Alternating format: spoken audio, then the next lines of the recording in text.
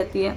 ठीक है, अपने घर की कुछ मजबूरी थी, ठीक है कि हमें किसी के सामने हाथ फैलाते झिझक सी होती है। पहली बात तो कोई है ही नहीं जो अपनी मजबूरी में इस तरीके से काम आ सके, बट अपनी राधा रानी है।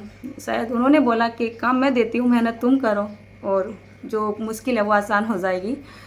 ये 15-20 दिन की जो जर्नी थी ना, बहुत भारी रही है, लेकिन लगन बहुत ज़्यादा रही थी। बहुत ज़्यादा थकान हो चुकी है। बहुत बड़ा जो स्टॉक था या ऑर्डर था, जो एक टारगेट था, उसको कंप्लीट कर दिया है। 17 जून से 5 जुलाई तक जितने ऑर्डर मैंने लिए थे, बहुत ज़्यादा थे, आखिरकार उनको कंप्लीट कर ही लिया। सभी के ऑर्डर, सभी के पार्सल 5 जुलाई से पहले मैंने उनके घर तक पहुंचा दिए। आज सुबह पोर्टर के द्वारा एक लास्ट जो है ऑर्डर गया है, और जब ये टारगेट मेरा कंप्लीट हो गया ना, तो अब एक राहत की सांस मिल रही है। थकान तो बहुत ज़्यादा हो चुकी है। आज मन ऐसा कर रहा है कि पढ़ के सो जाऊं, बट अब न्यू स्टॉक शुरू हो चुका है, थोड़ा सा आराम करूंगी। और आज से स्कूल भी तो खुल चुके हैं ना, तो अपना वही डेली का रूटीन शुरू हो चुका है। सुबह ही उठो, चाय नाश्ता बनाओ, खाना बनाओ, घर की साफ़ सफाई करनी, और क्या होता है अपना अपनी फिर दोपहर में बच्चों को लेके आना। तो अब जो शेड्यूल है ना, वो बहुत ज़्यादा बिजी रहने वाला है। तो चलिए आगे का तो मैं देख लूँगी, और एक हैबिट भी बन चुकी है वैसे तो अब। बट ये जो टारगेट था ना, ये बहुत ज़्यादा चैलेंज था मेरे लिए, बहुत बड़ा चैलेंज था। एक चीज़ और भी थी, आप सभी ने बोल दिया था कि दीदी हमें केवल आपके हाथ का ही अचार वगैरह चाहिए, किसी और का नहीं चाहिए। तो मैंने किसी की हेल्प भी इसमें नहीं ली थी। मतलब जैसे किसी को एक टीम बना के रख लेते हैं ना कि चलिए बहुत सारा काम है, किसी को रख लेते हैं, तो मैंने ऐसे भी नहीं रखा। पहली बात तो कोई मिलने वाला नहीं था, फिर मैंने रखा भी नहीं, इतनी ज़्यादा कोशिश भी नहीं की। थोड़ा बहुत टाइम मिला मेरे हस्बैंड को, तो मैंने अपना टारगेट कंप्लीट कर लिया। वैसे मैं आपको एक बात बताऊं, अगर मेरे हस्बैंड मेरे साथ में रहते हैं ना, तो शायद मुझे किसी की इतनी ज़्यादा ज़रूरत पड़ती नहीं है, क्योंकि वो मेरे साथ सारा ही काम करवा देते हैं। लेकिन उनका ऑफिस का भी अपना इतना ज़्यादा काम आ रहा है ना, कि उनको बिल्कुल भी फुर्सत ही नहीं है मेरे साथ काम करवाने की। कभी कभार थोड़ी बहुत एंट्री करवा लेती हूँ, रात के करीब 10-11 बजे करीब उनको बोलती हूँ थोड़ा सा आप मेरा काम कर दो, क्योंकि मुझे अब थकान हो चुकी है। और जो रिकॉर्ड होता है ना, ऑर्डर का रिकॉर्ड होता है, जो लिस्ट आप तक पहुंचती है, उसमें थोड़ी सी हेल्प मेरे हस्बैंड कर देते हैं। बाकी दिन में कुछ नहीं करते हैं, बाकी शाम में कुछ नहीं करते हैं। थोड़ा बहुत आध एक घंटा लेती हूँ। क्या बताऊँ आपको, बस मैं बोल नहीं सकती हूँ कैसे कैसे हो रहा है। उनका भी अपना ऑफिस का बहुत ज़्यादा काम होता है, इतना आसान नहीं था इस काम को करना। और कितनी बार ऐसा होता है ना, मतलब कोई टारगेट अगर मन में पहले से होता है, कोई प्लान पहले से होता है, तो उसको एक सिस्टम से कर दिया जाता है, एक टीम के द्वारा कर दिया जाता है। एक वीडियो मैंने आप सभी के साथ शेयर कर दी थी अचार की, जो कि एक शॉर्ट वीडियो थी, और मैंने और मेरे हस्बैंड ने मजाक करते वो वीडियो बनाई थी। और उसमें मैंने ऐसे ही शो कर दिया था कि ये अचार ऑर्डर पे बन रहा है, और 400 रुपये किलो का बन रहा है। तो ना तो मैंने वहाँ पे वो बात सोच समझ के बोली थी कि ऑर्डर पे बन रहा है, और जो मैंने उसके प्राइस बताए थे, ना ही वो मैंने सोच समझ के बताए थे। ऐसे नॉर्मली से बता दिए थे, जैसे अपना बाजार से मिर्च मसाले सामान लेके आते हैं ना, और घर में लिस्ट रहती है कि इतने इतने का ये सामान आ गया है। तो बस मैंने उसी का एक मोटा मोटा सा मार्जिन रख के ऐसे ही आपके साथ जो है ये छोटी सी वीडियो शेयर कर दी थी, जिसमें मेरे हस्बैंड पूछ रहे थे कि अनीता क्या बना रहे हो, उस वाली वीडियो की मैं बात कर रही हूँ। और वैसे तो अचार ऑर्डर पे बनाया गया था, मतलब किसी जानने वाले ने ही बनवाया था। उसमें मेरा अपना कोई मार्जिन नहीं था, केवल मिर्च मसालों का हम हिसाब लगा रहे थे, और मैंने ऐसे ही आपको बोल दिया था। वो अचार गया तो था रिलेशन में ही, और ऑर्डर से बनाया गया अचार था, बट उसमें ना तो मेरी पैकिंग का कोई खर्चा आया था, ना ही मेरा पार्सल का कोई खर्चा आया था, कुछ भी नहीं आया था। बस उठा के मसाले वगैरह मिला के दे देते थे। और जहाँ अपनी जान पहचान होती है, तो वहाँ तो कुछ ऐसा बोला भी नहीं जाता है।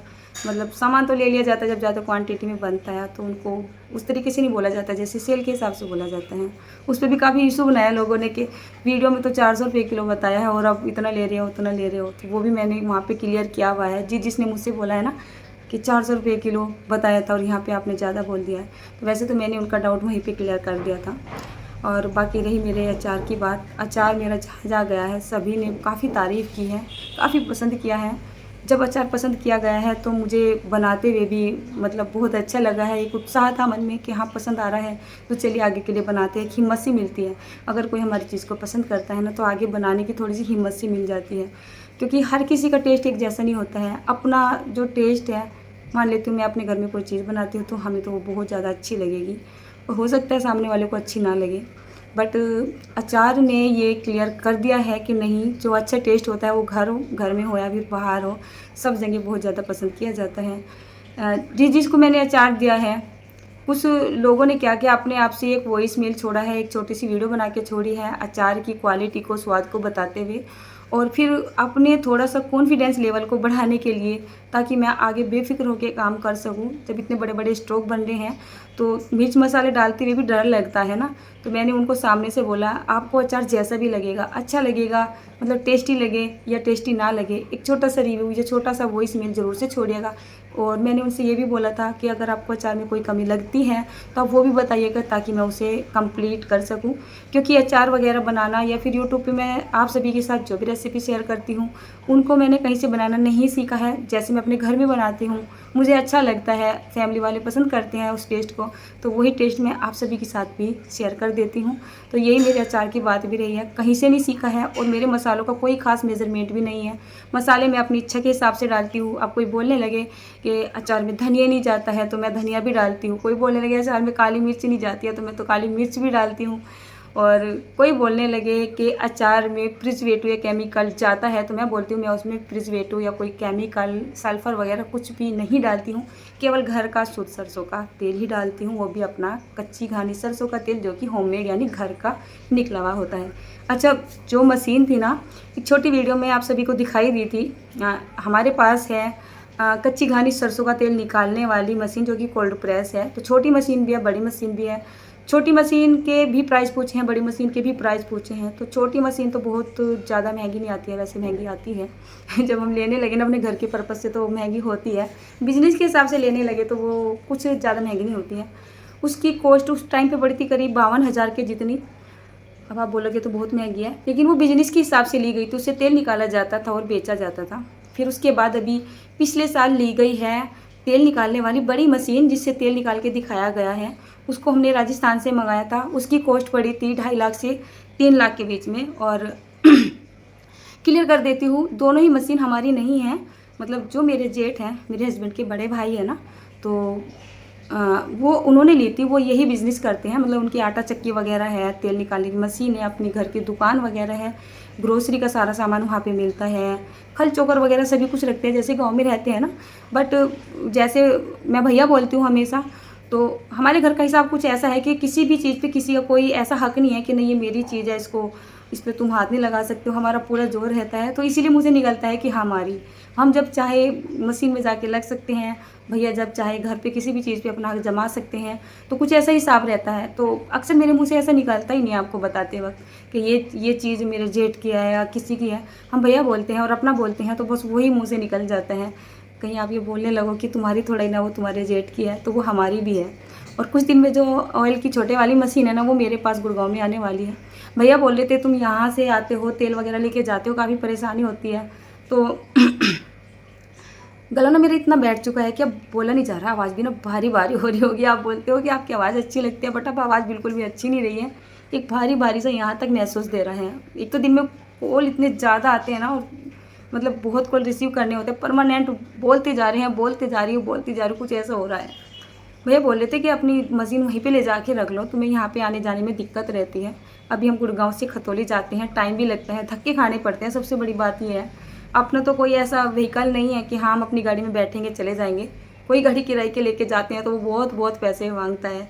कोई 5,000 मांगेगा, कोई 10,000 मांगेगा, तो इतना अपना बजट नहीं है। तो अपनी सीधी ट्रेन पकड़ के चले जाते हैं, तो उसमें थोड़े धक्के मुक्के परेशानी वाला जो सफ़र है ना, वो रहता है। तो वो थोड़ी सी दिक्कत रहती है तेल वगैरह लाने में, कोई भी चीज़ लाने में गांव से। तो भैया यही बोल रहे थे कि मशीन को वहीं पे लेके चले जाओ, सरसों वगैरह के रेट सब जगह सेम ही होते हैं, और वहीं पे तेल निकाल लिया करना। अब तो वैसे भी तेल की ज़्यादा ही ज़रूरत पड़ रही है ना अचार वगैरह बनाने में, तो इसलिए बोल रहे थे वो। तो अच्छा, मैं ये बोल रही थी आपसे, एक तो मेरा काफ़ी दिन से मन कर रहा था, भले ही मैं अपना काम कर रही हूँ, लेकिन जो रेगुलर आप सभी के साथ मैं यूट्यूब पे रहती थी ना, वो नहीं रह रही। कोई रेसिपी मेरी आ नहीं रही है। और कभी कभी मन करता था आपसे अपनी लाइव बात करने का, जैसे आज कर रही हूँ, तो वो भी नहीं हो रहा था। तो आज सुबह मेरा जो 5 जुलाई तक ऑर्डर जाने थे, वो मेरा अब आज लास्ट सुबह कोटा से जा चुका है। यानी जो मेरे ऑर्डर थे ना, वो कंप्लीट हो चुके हैं। अब मैं न्यू ऑर्डर लूँगी। कुछ स्टॉक मेरे पास बचा हुआ है अभी आम का, और राम केला का अचार का स्टॉक बनाना मैंने शुरू कर दिया है। राम केला के अचार का स्टॉक मैं केवल इतना ही बनाऊंगी जितना आप बनवाओगे, मतलब उसका फालतू बिल्कुल नहीं बनाऊंगी, क्योंकि वो बहुत ज़्यादा कॉस्टली पड़ रहा है और मेरे बस में नहीं है कि मैं इतनी महंगे आम ला के और अचार को बना के रख सकूं। तो जितना वो बोल रहे हैं पहले पेमेंट कर देते हैं, कुछ बाद में भी करेंगे वैसे, तो उसी के हिसाब से मैं उस अचार को बना रही हूँ।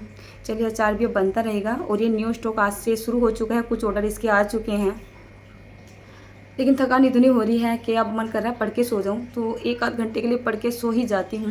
अभी तो मुझे बच्चों को भी लेने जाना है स्कूल से, पहले बच्चों को लेके आऊँगी, उसके बाद फिर से थोड़ा बहुत अपना घर का काम हो जाएगा। देखती हूँ सोना मिलेगा या नहीं मिलेगा।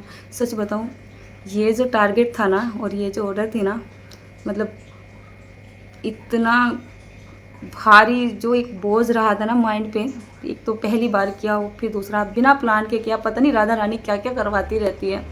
ठीक है अपने घर की कुछ मजबूरी थी, ठीक है कि हमें किसी के सामने हाथ फैलाते झिझक सी होती है। पहली बात तो कोई है ही नहीं जो अपनी मजबूरी में इस तरीके से काम आ सके, बट अपनी राधा रानी है। शायद उन्होंने बोला कि काम मैं देती हूँ, मेहनत तुम करो और जो मुश्किल है वो आसान हो जाएगी। तो उन्होंने अचानक से पता नहीं ये क्या काम थमा दिया है, जिसके बारे में मैंने कभी सोचा नहीं था, कभी भी। मजाक मजाक में 1 मिनट पहले मैंने सोचा नहीं था कि हम इस काम को करेंगे। बेफिक्र होकर मैं अपनी वीडियो को शूट कर रही थी, कोई प्लान नहीं था। श्री राधा रानी ने ये काम पकड़ा दिया, तो हम मेहनत करने से पीछे थोड़ा ही नाटने वाले थे।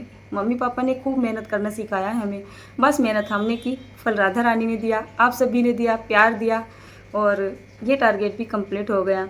मेहनत तो बहुत ज़्यादा लगी है, गर्मी का थोड़ा सा टाइम है, लेकिन ये है कि रात के 1-1 बजे 2-2 बजे तक हम जागे हैं, सुबह 5 बजे 5:30 बजे खड़े हो गई है, लेकिन अपना जो ऑर्डर था ना उसको कंप्लीट कर ही लिया है सही में। लेकिन अब ना दिमाग में और यहाँ पे ना पता नहीं, यहाँ पे ना एक बोझ सा दिखाई दे रहा है, बोझ सा लग रहा है। आंखें थोड़ी सूज सी रही हैं, आवाज़ थोड़ी भारी सी हो रही है, बोलती हूँ तो यहाँ से गला सा दुख रहा है। अब थोड़ा सा आराम कर ही लेती हूँ, नहीं तो घर में ना लड़ाई होनी शुरू हो जाएगी। बच्चों के पापा ने क्लियर बोल दिया है कि जितना बस में वो इतना कर लो, आगे के ऑर्डर नहीं पकड़ने हैं, इतने पकड़ो जितना कर सको, स्टॉक में नहीं बनाना है। अपना भी ध्यान रखना पड़ेगा, फैमिली का भी ध्यान रखना पड़ेगा, और बच्चों के स्कूल खुल चुके हैं, स्कूल का भी ध्यान रखना पड़ेगा। अब देखती हूँ अपने काम को किस किस तरीके से हैंडल करती हूँ। ऑर्डर भी लूँगी, स्टॉक भी बनाऊँगी, लेकिन लिमिटेड। तो आपके साथ आज मुझे यही बात शेयर करनी थी। बहुत सारे कमेंट आए हैं, बहुत सारे, कि दीदी आप क्या ही बोलूँ मैं आपको, बहुत ज़्यादा थके हुए लग रहे हो, बहुत प्रेशर सा हो रहा है। तो वो सब कुछ तो होता ही है हम जब किसी काम को करते हैं, है कि नहीं? वो तो सभी के साथ होता है, लेकिन जब तक मन में एक दृढ़ विश्वास और एक लगन होती है ना, तो यकीन मानिए सब बहुत ही आसान होता चला जाता है, बहुत ही आसान।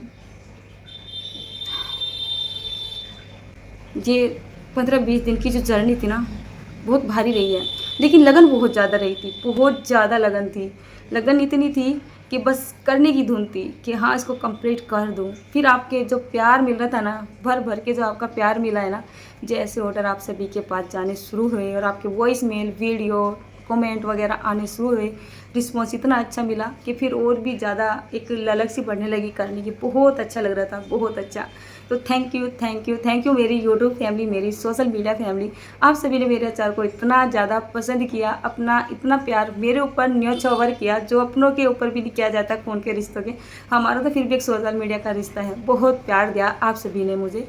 उम्मीद करती हूँ और प्रार्थना करती हूँ अपनी राधा रानी से कि वो हमेशा आपका और मेरा मन ऐसा ही बनाए रखे। आप सभी का प्यार मुझे मिलता रहे, पैसा कम मिलो ज़्यादा मिलो कोई फ़र्क नहीं मिलता, बट आपके प्यार में कभी भी कोई कमी ना आए। तो राधे राधे दोस्तों। अब मैं थोड़ा सा आराम करती हूँ, या फिर ऑर्डर को क्या बोलते हैं ना, ऑर्डर रिकॉर्ड बनाती हूँ या ऑर्डर लेती हूँ, उनको भी कंफर्म करना है ना, वो देखती हूँ। आधा घंटे का टाइम है मेरे पास, उसके बाद बच्चों को लेने जाना है। फिक्र में नींद भी नहीं आती है।